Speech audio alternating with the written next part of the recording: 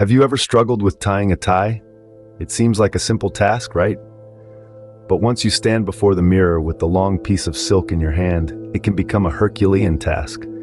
Well, fear not, for today we unravel the mystery behind the art of tying a perfect tie. First, understand that tying a tie involves a series of careful steps. So buckle up and prepare to master this essential life skill. Start by draping the tie around your neck. Make sure the wide end hangs about 12 inches lower than the thin end. This is your foundation. Next, cross the wide end over the narrow end. You'll create an X right at the front of your neck. This is your first crucial step. Now, bring the wide end underneath the narrow end, pulling it up through the neck loop. Ensure the wide end hangs down opposite the narrow end. This creates a base knot. Next, swing the wide end back over the narrow end, creating another cross. Here's where it gets a bit tricky. Again, bring the wide end up through the neck loop.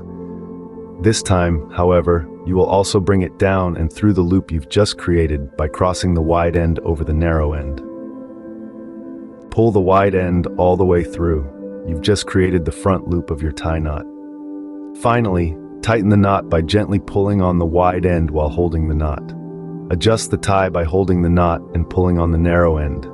Remember, the goal is a snug, symmetrical knot that sits right at the center of your collar. Let's recap the steps.